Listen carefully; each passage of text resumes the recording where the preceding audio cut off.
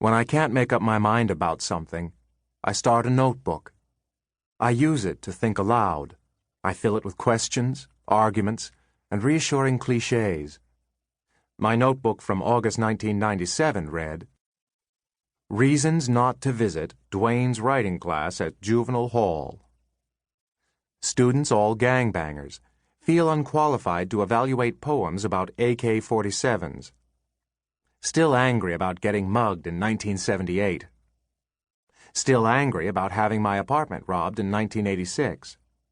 Still angry about my wife's car being stolen in 1992. Wish we could tilt L.A. County and shake it until everybody with a shaved head and tattoos falls into the ocean. Feel uncomfortable around teenagers."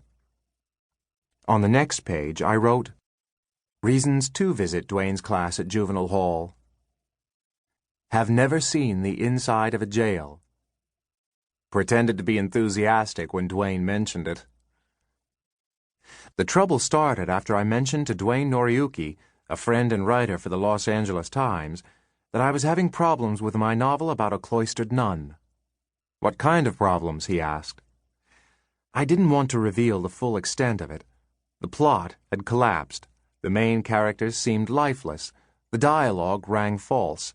I had lost sight of the theme, and the setting felt wrong.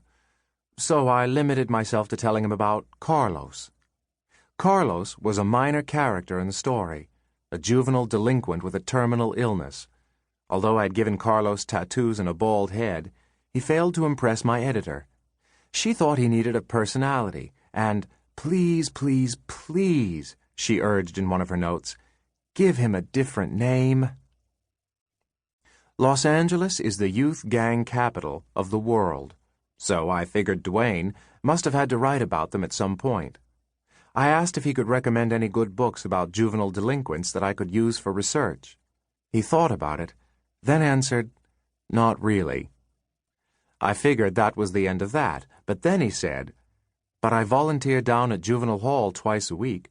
I teach a writing class there. If you'd like to come down and visit sometime, the guys could tell you more than any book." I didn't respond immediately. I wanted him to think I was giving it serious thought. Then I asked, "Are you sure you can't recommend any books?" More reasons not to visit Dwayne's class.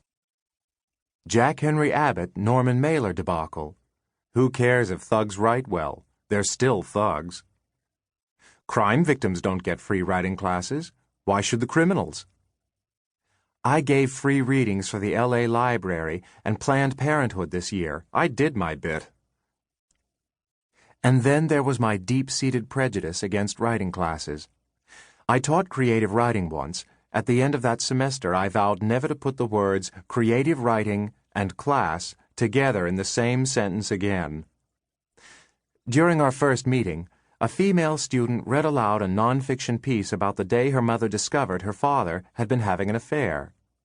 As she came to the part of the story where her mother, driven hysterical with anger, scratched her father's face and drew blood, the memory was so painful that she burst into tears and barely made it to the end.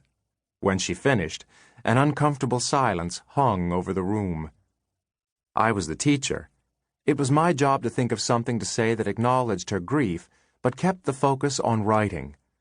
Should I compliment the way she made the scene more immediate by putting it in the present tense? Should I praise her use of dialogue without tags, i.e., how she always managed to keep the two voices distinct through style and context?